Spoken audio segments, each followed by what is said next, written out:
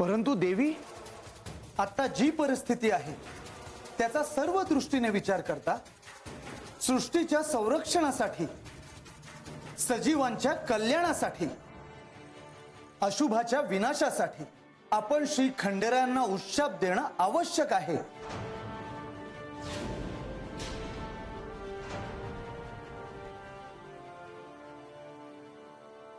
मी त्यांना वृद्ध होण्याचा शाप दिला होता। माझ्या मुखातून जे शब्द बाहेर पडायचे होते ते पडले। आता उशाप नाही।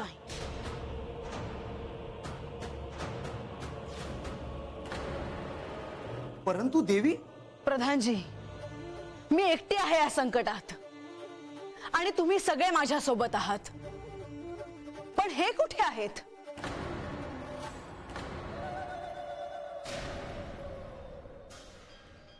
मी माझे दायित्व नाही विसरले, पण हे विसरले। हे प्रजेला टाकून निघून गेले। मी इथेच आहे। देव जिथे असतील तिथून त्यांचं सर्वांवर लक्ष असेलच। त्यांचं सगळ्यांवर किती प्रेम आहे हे सर्वश्रुत आहे। तुमची बाजू मी समजू शकतो, परंतु श्री खंडेरायांना काळजी नाही असं समजणे योग्य नव्हे।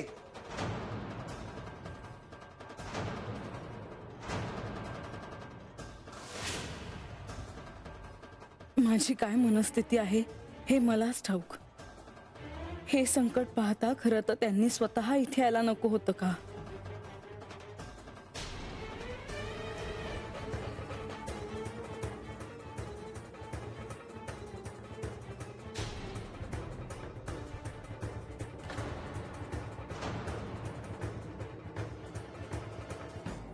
म्हाळसा, मला ठाऊक आहे की मी तुला सोडून इकडे या चंदनपुरीत आलो म्हणून तू माझ्यावर रागवली आहेस। म्हाळसा, तू माझ्यावर इतकी रागवली आहेस की तू मला तुझ्या शापवाणीने वृद्ध केलंस।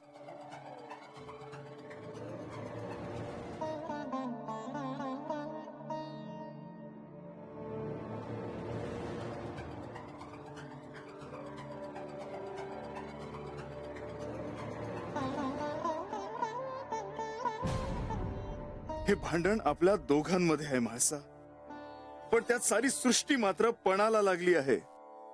ब्रह्मदेवानी दिलेल्या वरदानामुळे विद्युन्माई आणि त्याच्या भावांना चिरंजीवित्व प्राप्त झाले आहे आणि अशा वेळी त्यांचा मृत्यू हा केवळ माझ्याच हातून होणे हे परमनियतीने लिहिले आहे। म्हाळसा, विद्युन्माई आणि त्याच्या भावांचा मृत्यू होण्यातील मोठा अडसर तेव्हाच दूर होईल जेव्हा मी पूर्ववत होईन।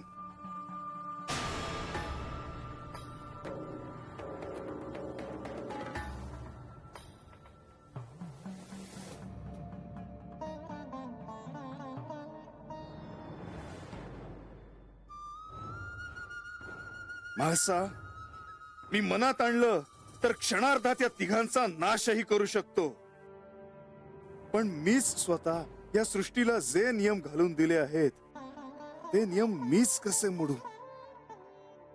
म्हाळसा, मनुष्य अवतारातील नियमांचे पालन मला करावेच लागेल आणि म्हणूनच ह्या परिस्थितीत तुम्हाला उशाप देणे अत्यंत आवश्यक आहे।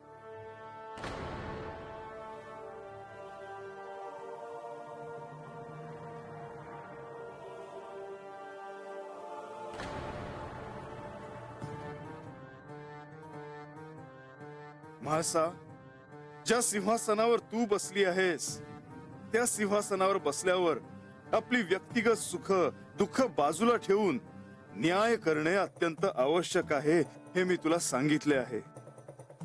म्हाळसा, जर या सृष्टीला त्या दैत्यांच्या तावडीतून सोडवायचे असेल तर तू मला उशाप द्यायलाच हवा।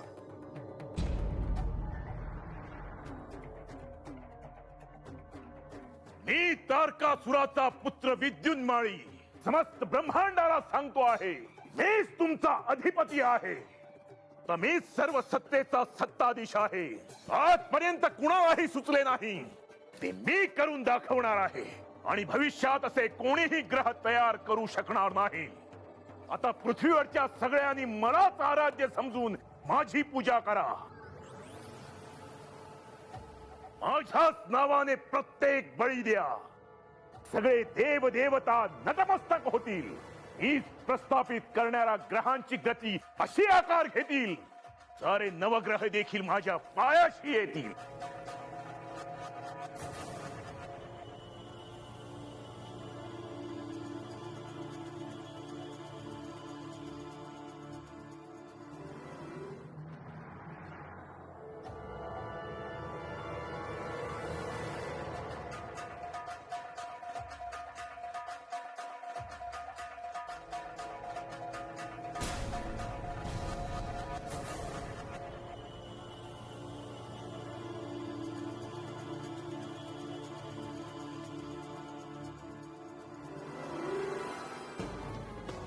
देवी, समजायची जेजुरीत धरणीकंप झालाय. वय वय बाहेर भर दिवस अंधारून आले बघा. हवा बी अशी सुटली या की जीव गुदमरतोय. हवेत ईश आहे बघा.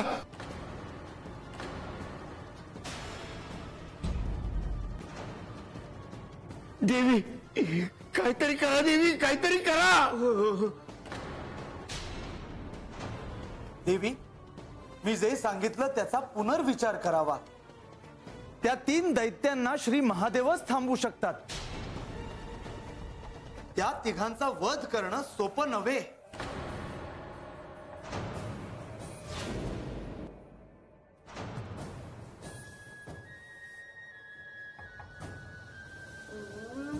हाच विध्वंस मला पाहायचा होता. ज्यांनी ज्यांनी त्या खंडोबाची पूजा केली होती, त्याचंच नाव घेतलं होतं, त्यांची काय अवस्था झाली आहे. कुठे आहे त्या देवाचा जयघोष? कुठे आहे तो खंडोबा? कुठे आहे त्याचे खड्ग? आता का लपून बसला आहे देव? आणि म्हणूनच सगळ्यांनी भविष्यात दैत्यांची पूजा करावी. दैत्यांनाच अर्घ्य बळी द्यावे लागणार भविष्यात. कधी नव्हे ते अनंत काळापर्यंत दैत्यांचेच राज्य येणार. आणि अशा परिस्थितीत मला पाहायचे आहे जेजुरीचे काय होते आणि त्या खंडोबाचे. खंडेराय, खंडेराय, खंडेराय, मी मल्लाचा पुत्र कुंभक तुझी वाट पाहतो आहे. अजून माझा प्रतिशोध मला घ्यायचा आहे.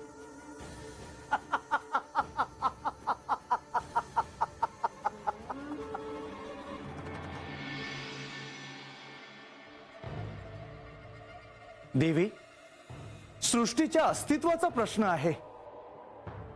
वैयक्तिक सुखदुःखांचा विचार न करता या परिस्थितीकडे तुम्ही पाहावं.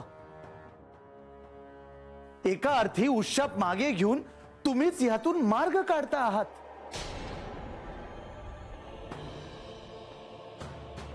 म्हाळसा, प्रजेच्या जननी ह्या नात्याने विचार कराल तर उशाप देण्याचा हा निर्णय सहज घ्याल. प्रधानजी, आणखीन एक सांगायचं आहे.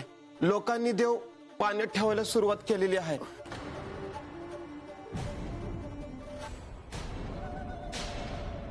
म्हणजे संकट येऊ नये म्हणून लोक देवाची प्रार्थना करतात.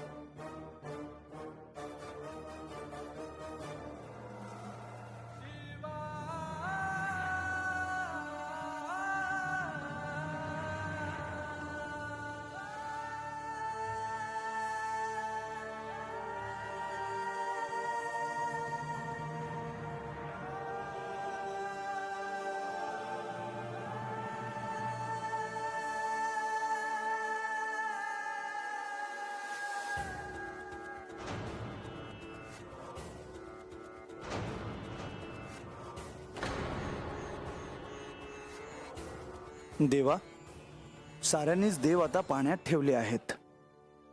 सगळे तुमच्या येण्याकडे डोळे लावून बसले आहेत. आता तुम्हालाच ह्या साऱ्यातून मार्ग काढावा लागेल. म्हाळसादेवी म्हणत आहेत ते देखील अयोग्य नाही देवा. तुम्ही जेजुरीत आलात तर जेजुरीवरील संकट दूर होऊ शकेल, आणि नाहीतर सृष्टीला वाचवायचे असेल तर तुम्हाला तुम्ही घालून दिलेले नियम बदलावे लागतील.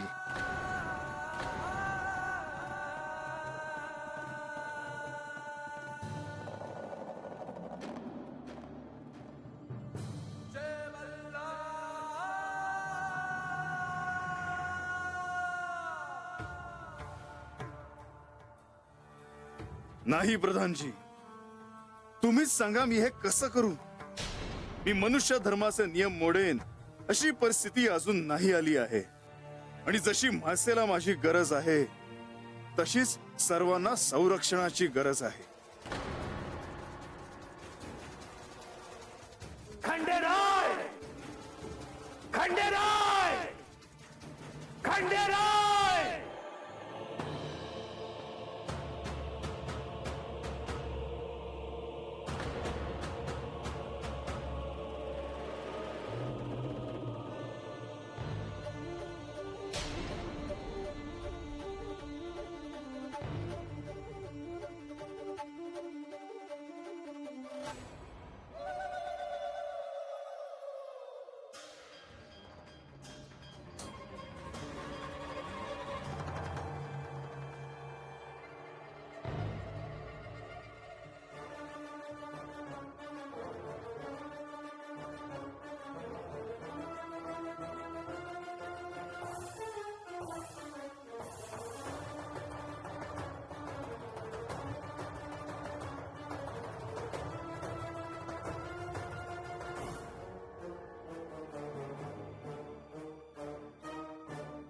हे अग्निदेव शांत व्हा. अग्निदेव शांत व्हा. तुमच्या आगीच्या लोळात कोणत्याही निष्पापाचे प्राण जाता कामा नयेत. हे अग्निदेव शांत व्हा, शांत व्हा.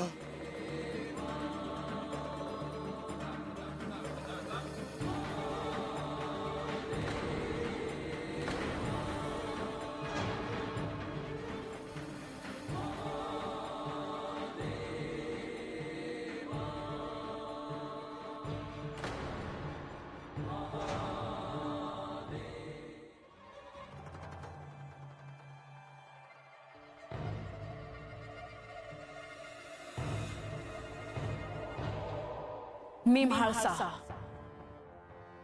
या सिंहासनाचे दायित्व मी स्वीकारले आहे. माझ्या प्रजेला मी संकटात एकटं सोडणार नाही. माझा राग, माझे दुःख मी बाजूला ठेवून श्री महादेव अर्थात माझे पती श्री मार्तंड भैरव यांचे आव्हान करायला तयार आहे.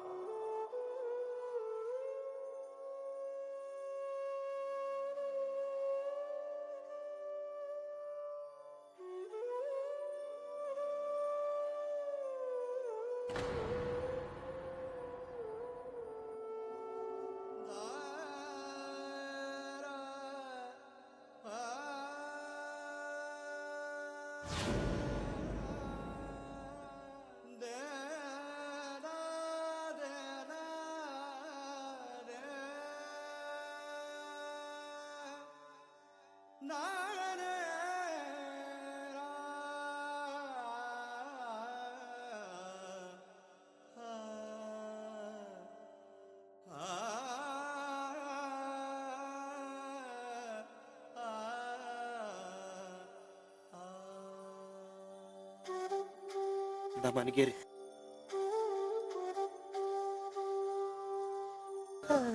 घे मोर घे मोर घे. ठेव इथं.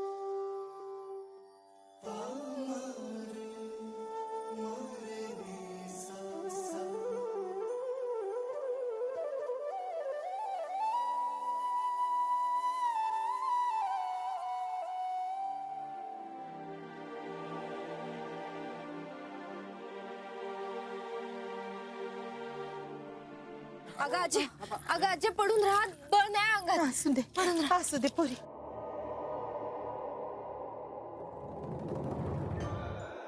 बसून राहा नका उठू.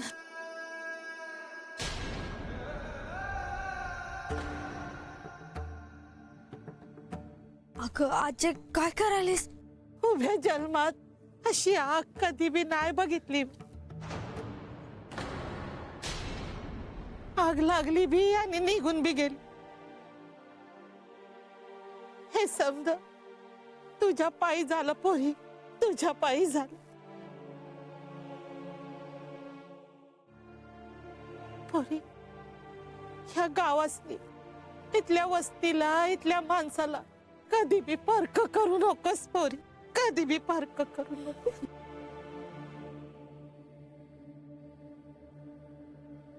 आज मला दुसरा जन्म गावला तुझ्यामुळं.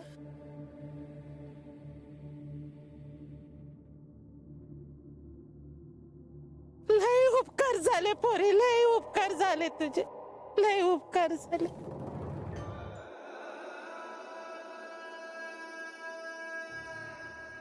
आजी तू पड बरं जरा दमान.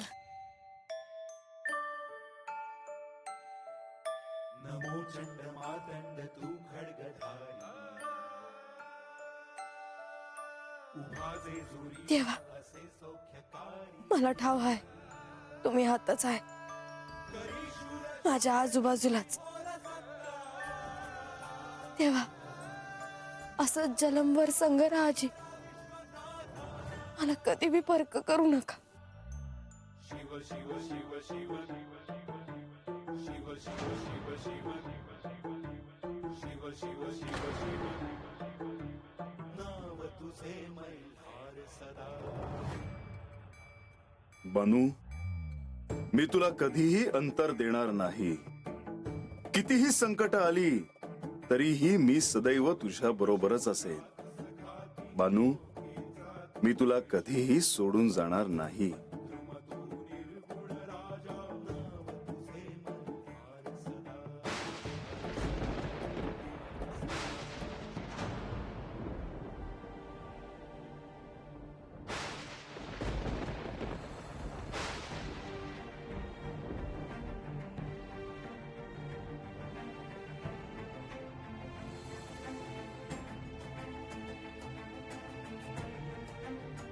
मी देवघरात पाऊल ठेवणार नव्हते, पण मला आज यावंच लागलं.